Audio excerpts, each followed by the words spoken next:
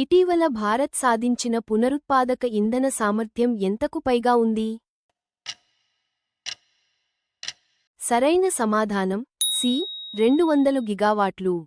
2025 నుండి 26 women's senior one day trophy ఏ క్రీడకు సంబంధించినది? సరైన సమాధానం సి. క్రికెట్. ఔషధాల నాణ్యతను మెరుగుపరచేందుకు MOU కుదుర్చుకున్న సంస్థ ఏది? సరైన సమాధానం సి. Indian pharmacopoeia commission. యూరప్లో అగ్రోఎకాలజీ పర్యటనకు ఎంపికైనవారు ఎవరు? సరైన సమాధానం బి. ఏపీ మహిళా రైతులు. యూనియన్ బడ్జెట్ 2026 నుండి 27 పై చర్చలు ఏ సభలో జరుగుతున్నాయి?